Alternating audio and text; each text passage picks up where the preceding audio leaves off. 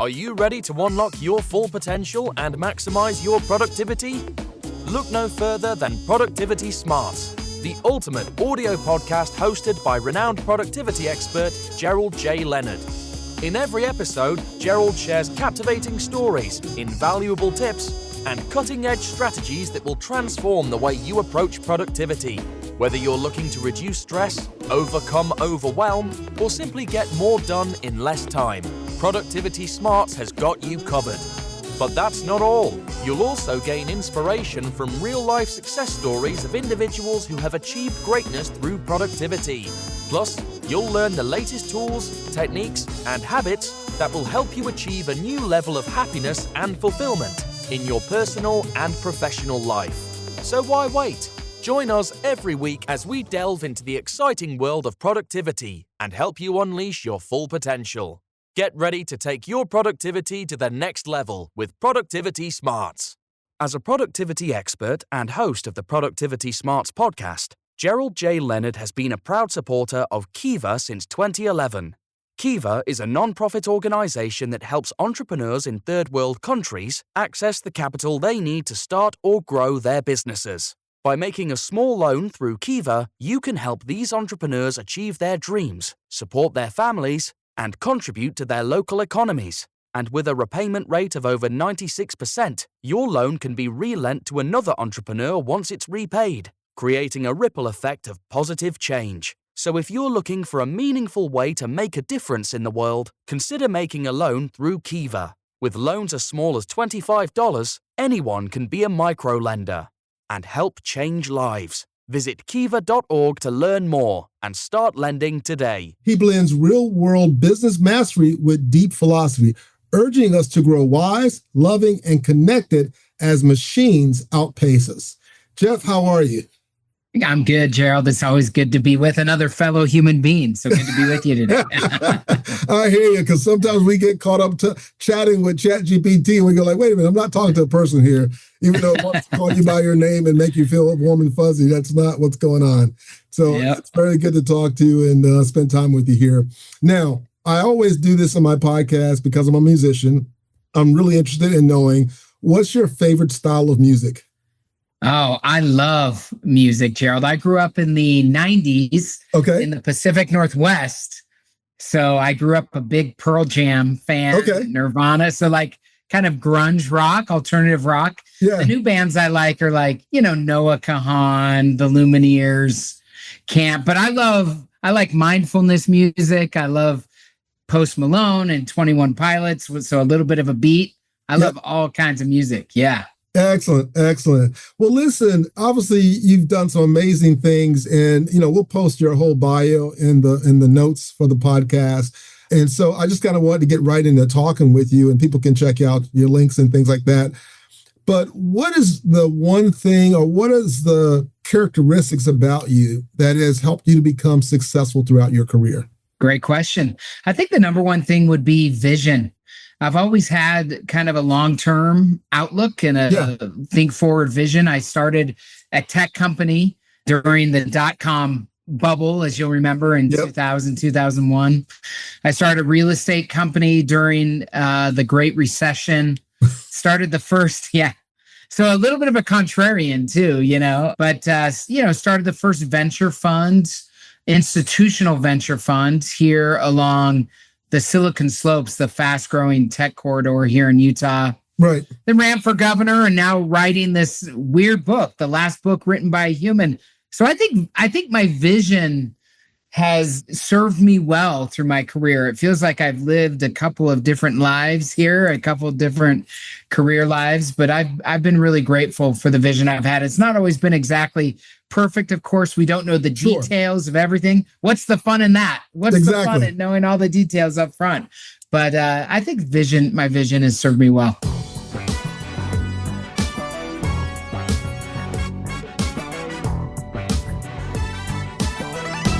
Excellent. It's interesting because you mentioned jumping into different businesses when things were falling apart. Like in 2008, there was a real estate crisis and you jumped into real estate.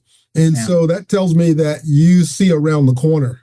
right? Yeah. Because, and then two, that means that as an investor or as a business person, you're not emotional when it comes to making those decisions, because most people who are emotional were trying to get out of the business. Yeah. They were trying to save their money.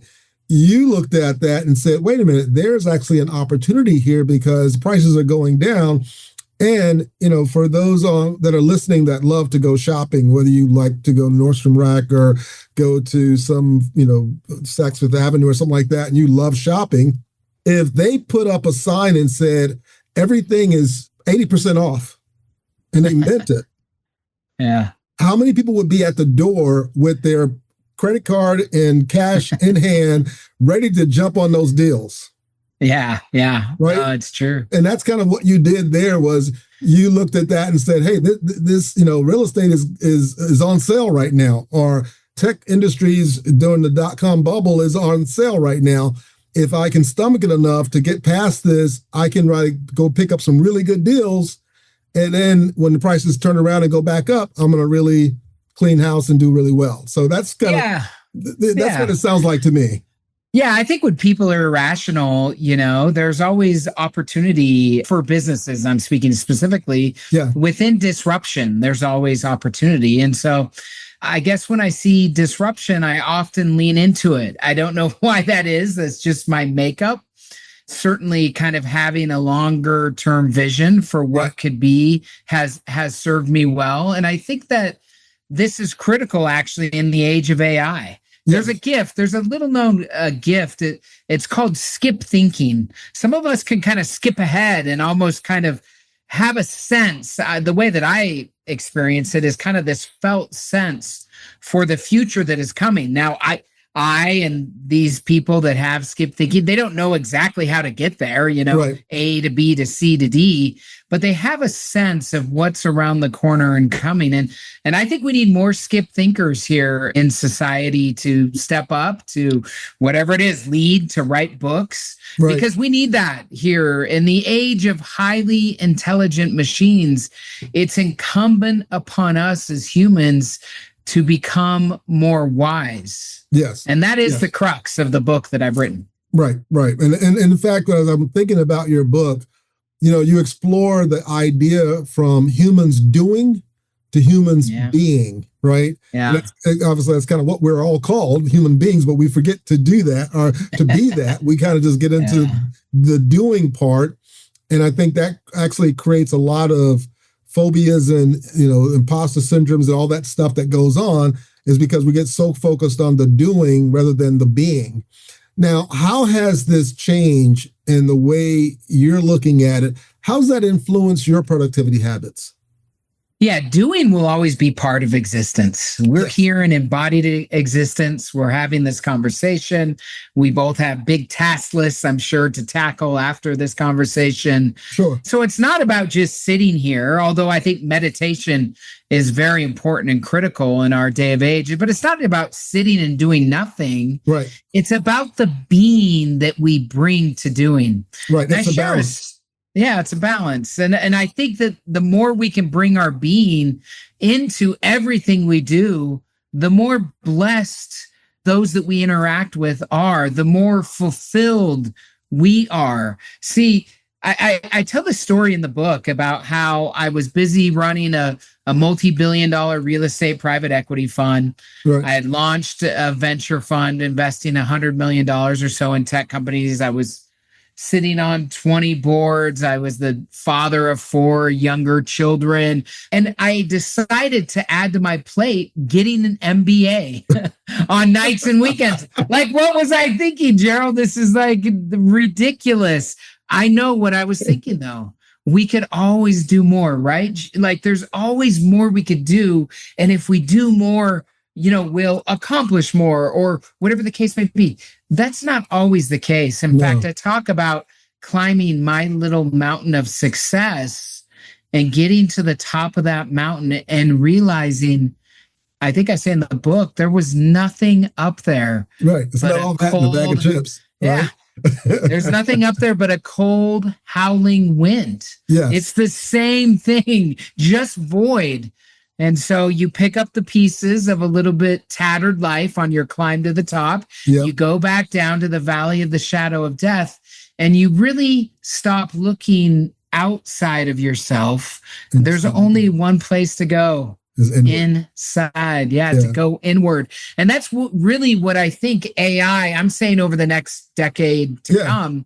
AI, I talk about in the book, in my opinion, is a cosmic mirror to humanity. And a mirror doesn't hold malice. It just simply reflects. Exactly. So we're going to be able to look at this reflection, decide if we like what we see, what we need to change within ourselves individually, within the collective.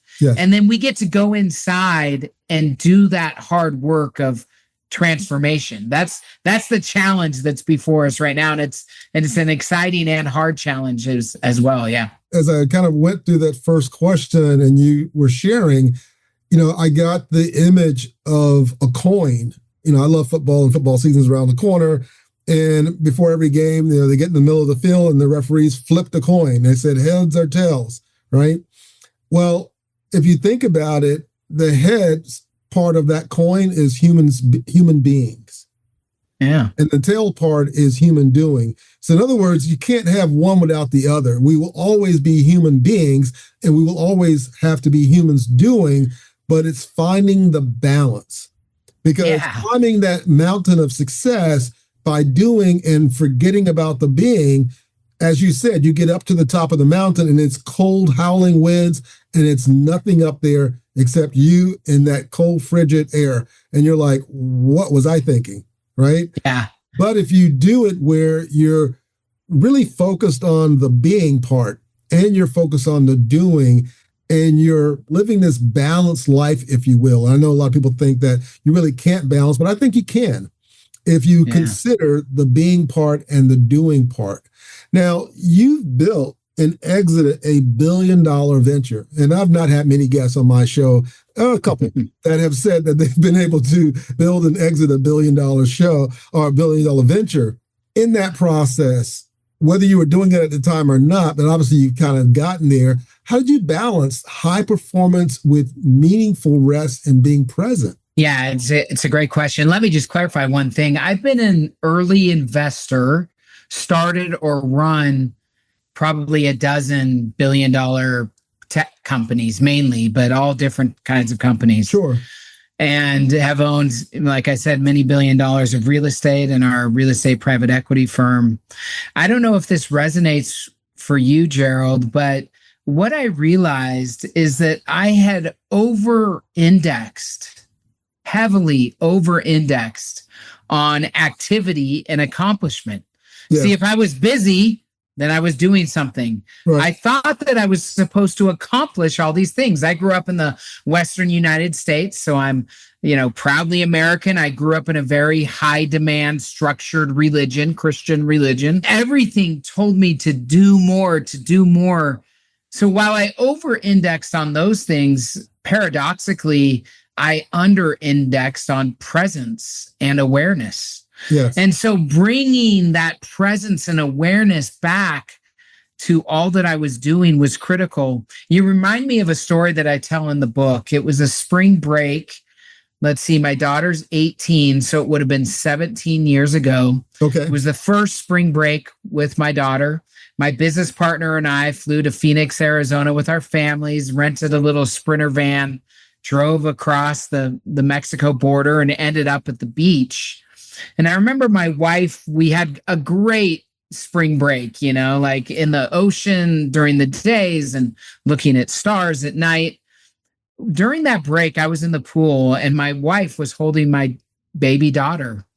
And I could still see her pink polka dot bathing suit, her wispy blonde hair, her emerald green eyes, this trademark birthmark that she has. And I asked Sally to hand me my daughter.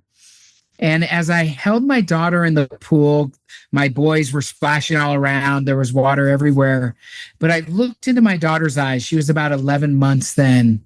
And she seemed to say to me, "Daddy, are you really here?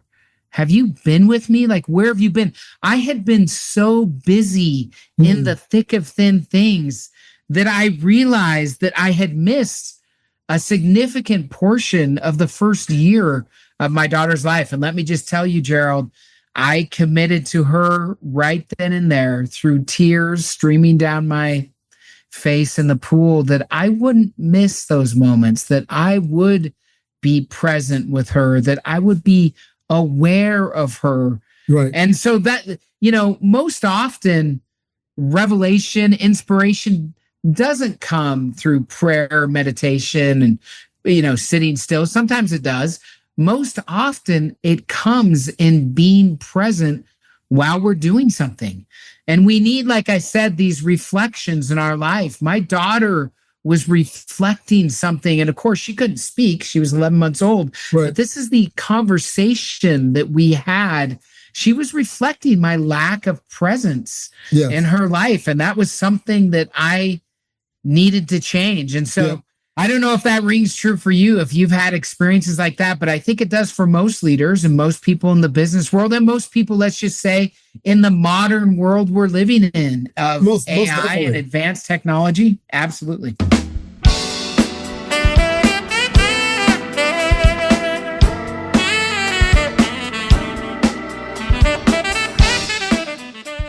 Most definitely. I remember when my kids were young, having to travel and having to miss birthdays or having to miss certain things and coming back going, okay, we got to figure this one out and do better. And it's important because when you have those moments where, like, you and your daughter, you're holding your daughter in the pool and you look into her eyes, right? You're looking into her soul and she's looking into yours. There's a connection. That's that human being part. Those are the times and the activities that advanced technology and AI and quantum physics and quantum computing, none of those things can provide that human experience of looking at a child or looking at another human in the eye and connecting neuron to neuron, connecting eye to eye, and having that embrace. And I think it's so important to be present. Yes. Because being present is a pun on the word, but it is a present to the person that you're with. If you're with them and you're present, you're giving them a present of your being, of your time, of your energy, and it will be reciprocated. Now, let me ask you this. Thinking about times of reflection, obviously you mentioned that, or I mentioned in the intro that you had ran for governor, or you ran a gubernatorial race. Now, I didn't say whether you won or lost, and I'll let you share that. Oh, I lost. Yeah. I probably wouldn't be here with you today if I hadn't lost. Yeah. I wouldn't have this sweet mustache either. But obviously, with that setback, you went through some deep personal shifts, right? How do you help professionals channel setbacks into growth? Because obviously, you saw something you were ambitious for, you ran for it, and it didn't happen. And most of us would see that as a setback. But you looked at that, Willie Jolly, who's an amazing speaker, has a book called, A Setback is a Setup for a Comeback. Right. Yeah. So how was that comeback for you towards growth? And how do you help other professionals see their setbacks as an opportunity for growth? I've invested in hundreds of early stage tech companies in my career. And, I've had thousands of entrepreneurs bring me their business plan or business model and say, here's how there's only one thing I know, Gerald, every time I get one of those business models, I know it's wrong. I just don't know how it's wrong. Either do they, no one does. So simple thoughts here. It's interesting how I think the most powerful ideas are often the most simple, so they are the most neglected. But here are two simple ideas for you. One, change is the only constant, Gerald. Change is constant. We fight against change. We try to resist change when it is actually the flow of the existence that we're living in. Right. So when you have a setback, that's a change. And you can either let it defeat you or you can try to learn from that. The second thing I would say is failure is always a step to success. No matter how you fail, we all have failed. We all make mistakes. We all, don't call it right every time. I felt so compelled to run for governor in my state. And the most critical months of the campaign, talk about change, Gerald, and disruption. The most critical months of the campaign were March, April, May, and June of 2020. Oh, wow. The heart, right when the pandemic hit the United States. Yeah. That was not something I had on my scorecard, like my wrist, should I do this or not? There's no way that I had a global pandemic on there. Right. And those failures are always a step to our progression. I think the blessing in hindsight now of losing that race was I had time and space for the first time in my adult life. Okay. Gerald, I'd been living at a breakneck pace, starting early companies, serving as a bishop in my local faith tradition, a father of 4 children and husband.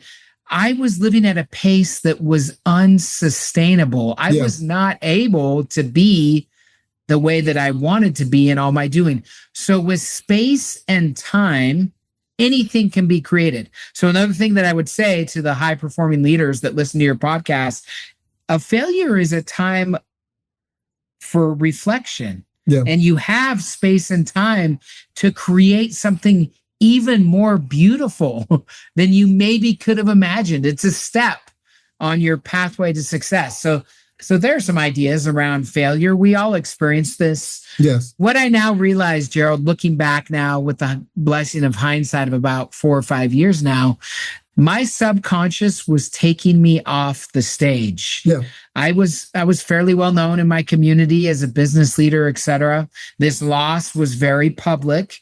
And it was a time for me to be able to step back, to have time and space to create what I hope is something even more beautiful in this book and in more books or whatever I choose to do to become. And that would have never been possible if I had been the governor of Utah.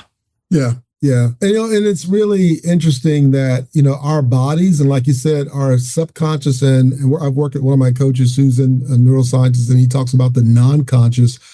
And it's basically how many times our subconscious, non-conscious, our bodies know that we've kind of written a check too large for us to cash. Yeah. Right. And it will either take us out through a health crisis.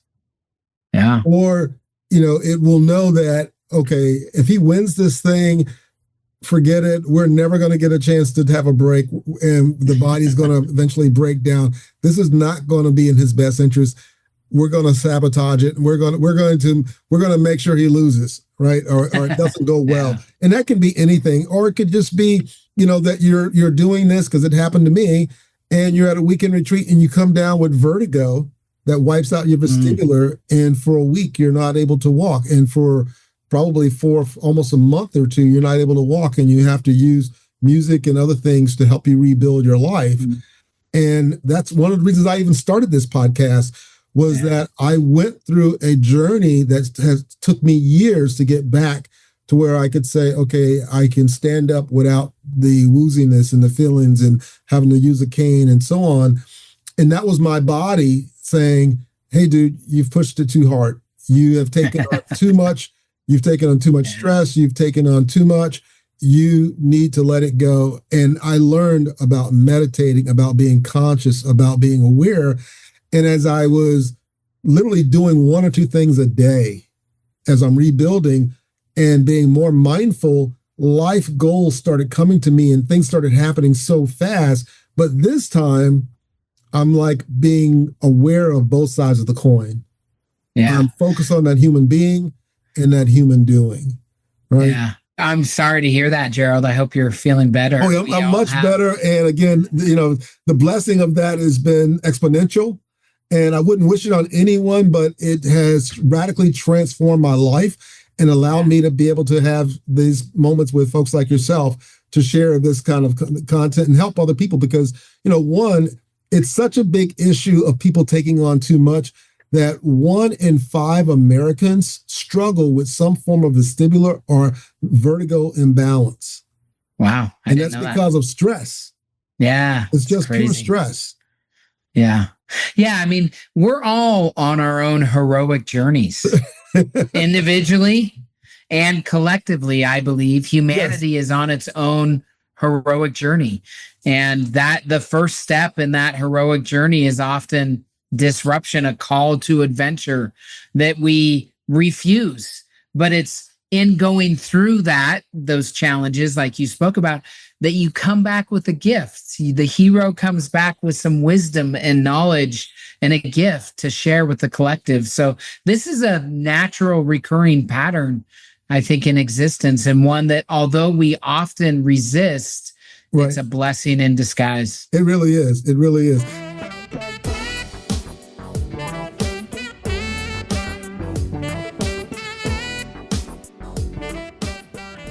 Now, I want to go back to your book because I know we've kind of gotten to some really deep topics, which is really about your book because, like you said, it's about the human being and not just the human doing. But we got this thing called AI and automation. Yeah. And for some people, it bewilders them and scares them to death because they're seeing, with all the different types of cuts that are going on, we're beginning to see large companies lay off people. We're beginning to see industries being disrupted. I'm a big student of AI and a number of Ivy League programs around this topic.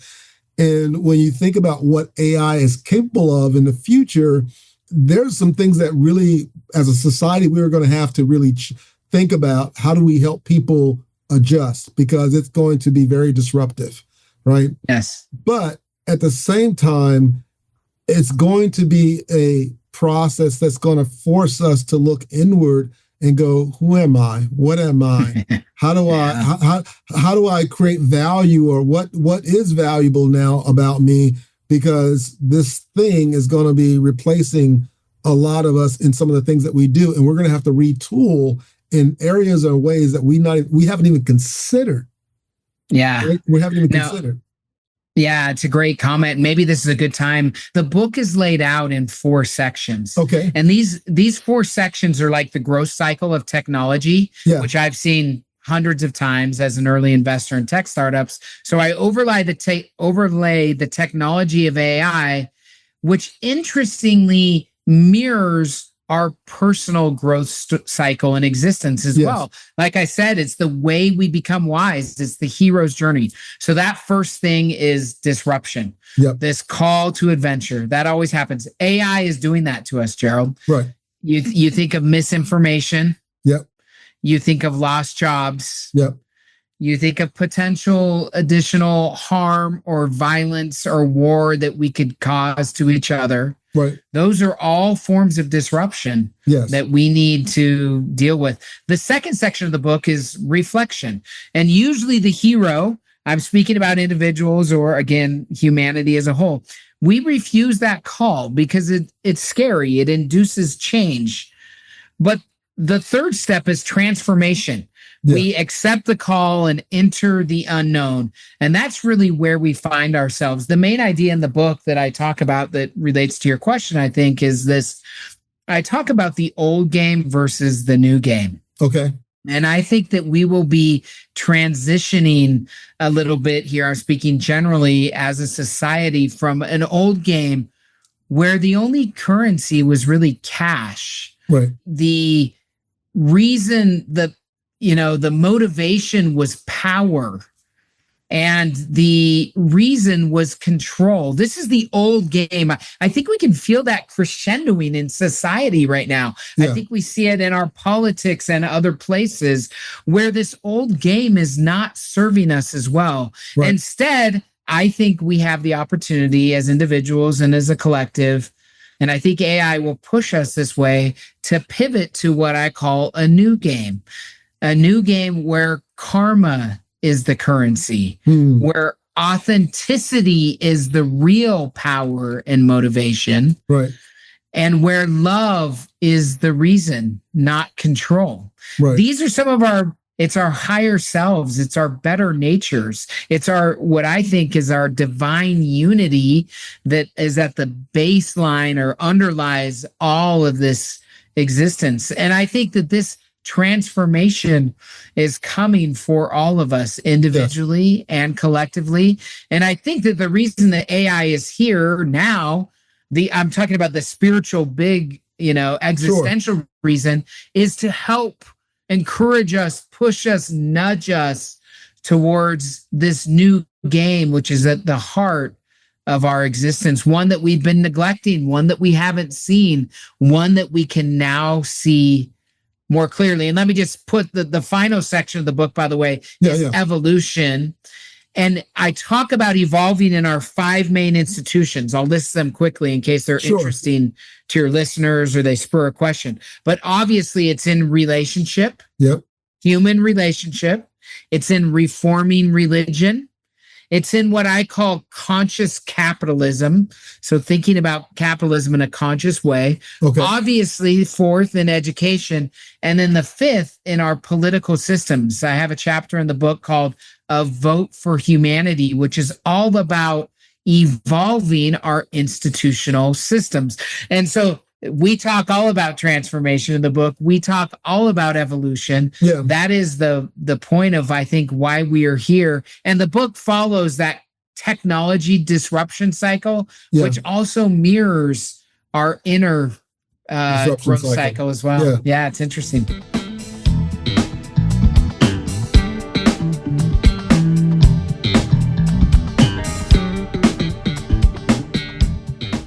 Yeah, it's really fascinating. It's a great read, and it's chock full of a lot of really interesting insights and nuances. And again, I know when is the book coming out? Because I know it's not. Yeah, out August 19th. Yeah, August 19th. It hits excellent. Everywhere, but yeah, people can buy it now. Tens of thousands of copies have sold on Amazon, Walmart, Target, where Barnes and Noble, wherever people like to buy it. But gotcha. We'll make sure we put links in there about the book. But I appreciate being able to have an early copy to be able to go through and scan and really kind of dig into a little bit. And it's been a fascinating read. And obviously, you've put a lot of thought and heart into it because, you think about it, what most people don't know, because in the last couple of years, we've heard about ChatGPT and Gen AI and agentic and blah, blah, blah. But what most people don't realize is that AI has been around for almost 80 years. Yeah. It's been around for a long time. And it hasn't hit this apex because the hardware and technology to support the algorithms and things that have already here and already being developed couldn't support it. Yeah. Well, and I think right. Yeah, the price was too high. The price was too high. Yeah, and I think that we have our first look into how we're handling AI with social media. In the book, I call it baby AI. The algorithm has affected humanity, especially our young people. Exactly. And so we see AI at scale through social media. Yes. The outcomes have not been great. So it's time for us to reevaluate, to pivot and decide how we want AI to affect the rest of our lives. Yeah. Exactly. And anything like that can be used for good or bad based on, how it's being used. But it also, like you said, it will be a reflection of humanity until humanity can't stand the reflection anymore and make a decision that, okay, I didn't know I looked so bad. Okay, maybe I should have looked in the mirror and made sure I had some lotion on or I shaved or something because, it is just a reflect. I mean, when you think about the bias in AI, well, AI is not biased. The algorithm is not biased. Yeah. The data that we've created and we're now feeding to this animal is showing who we really are. You're exactly right, Gerald. I mean, people complain about AI or whatever. Gerald, AI is just the data that we've fed it. It's all of human data that it has. It looks for patterns. And by the way, it's able to see patterns better than maybe we ever could. And then it serves us back to us. And you're right. If there's bias in the AI, there's bias in the data that it's received. Exactly. Again, this is an opportunity for us to remember that no matter our differences, Gerald, whenever I'm sitting across, like I am now with you, another human being, there's always more that we share in common than we have different. You have a different background. You have a different ethnic heritage, obviously. We both have the same badass haircut. But, like there's a lot of differences between us. However, no matter our differences, there's always more that we share in common. Exactly. When we're human beings. And there are powerful forces, political, business, and otherwise, that seek to divide us because they receive some inherent quote unquote advantage because of that. Yeah. But Gerald, that's not reality. No. That's an illusion. We're all a lot more alike. And this allows us the opportunity to build from the common foundation of humanity. The human condition comes for all of us. Exactly. And affects us in powerful ways. And that's what's at the base of our sameness, and something that we can build from, even when social media, AI, etc., tries to divide, or political parties, religion, business tries to divide us. It's not the inherent truth that's actually found in reality. Gotcha. Well, listen, I have one more question for you before we end here. And it's been a great conversation. I could talk to you all day about this stuff. Yeah. Your journey has spanned industry, leadership, and spirituality. How do you integrate daily reflection and spiritual practices to help fuel being creative, focused, and just, again, focusing on that human being part, right? We know what the human doing is out there doing, but what about that human? What has that meant for you? And what practices or daily activities do you get into to help you nurture the human being in yourself? Yeah, like I said earlier, the most powerful ideas are often the most simple, so therefore the most neglected. The simple basics that I come back to, and I'm not perfect at this, but I try to do these 3 things every day. Okay. Is one prayer. Yeah. Prayer is a conversation with God, the universe, your higher self. I don't even think you need to be quote unquote religious to pray. There is value in prayer. Number 2, meditation. I think of meditation often as listening. Yeah. It's listening to your higher self, listening to the universe and to God. And then the third thing I try to do daily is certainly to be inspired by good literature, whether that's, scripture or book or poetry. We need to feed ourselves good information. And I hope that people find that in the last book written by a human. I think 2 other things that we can do that are really helpful for me is hot and cold therapy. I like to sauna and cold plunge. I think that duality really can spark something or help us, I should say, be embodied. One of the universal teachers I talk about in the book, Gerald, is our bodies. Yeah. We often neglect. You shared a story.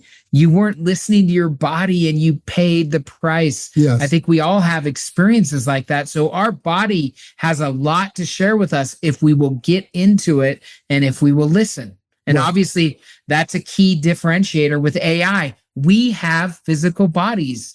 AI does not. Exactly. And the last thing I'll say, just because I just came back from my lake cabin in beautiful Idaho, get into nature. Yeah. Spend as much time in nature as you absolutely can. That's another one of our universal teachers. The nature is constantly trying to show us who we really are and what reality is. But we miss those lessons. We miss those finer points when we don't connect to the earth. And obviously in our modern age of devices and technology and Zoom, it's harder and harder to connect to the earth. But I think it's critical that we do that. So there's some ideas for you, some things that help me stay grounded. Those are great insights. And then those are some great takeaways. So Jeff, where can people learn more about you and where can they get your book? Again, the book is The Last Book Written by a Human, Jeff Burningham. Where can people learn more about you? Yeah, the tagline is Becoming Wise in the Age of AI, which I think is our call now. Excellent. Yeah, and people can buy it wherever they like. Amazon, Barnes & Noble, Walmart, Target, wherever your favorite place is, you can buy it online. It releases August 19th, like you said. And the best place probably to reach me is just my website, www.jeffburningham.com. I'm also on almost every social media just at Jeff Burningham. So Jeff Burning a ham. I'm there and would love to hear what people think of the book. This book is really meant to be a conversation starter, to start a conversation about coming back to ourselves and becoming more wise. So I'd love to hear people's thoughts as they read. Excellent. Well, Jeff, it has been a pleasure having you on the Productivity Smarts podcast. And we'll put all of this in the notes for the listeners to learn more about you and to purchase your book and check you out on LinkedIn and all the other places that you may be posting content and sharing ideas. But it's been a pleasure having you on, and it's been a pleasure having this conversation. It's so good to meet you, Gerald. If you're enjoying the content and finding it valuable, we would appreciate it if you could take a moment and leave us a review. Your feedback is important to us and helps us reach a wider audience. If you leave us a 5-star review, it would mean the world to us. Not only does it help us improve the podcast, but it also helps us attract more sponsors and grow our community. Thank you again for your support and for listening to the Productivity Smarts podcast. Thank you for tuning in to Productivity Smarts, where we help you achieve your goals and live your best life. We hope you've gained valuable insights and actionable strategies to boost your productivity and increase your happiness and fulfillment. Remember to apply what you've learned and keep striving towards your goals. And if you haven't already, be sure to subscribe to our podcast for more inspiring episodes and expert advice from our host, Gerald J. Leonard. Until next time, keep pushing forward and unleashing your productivity smarts.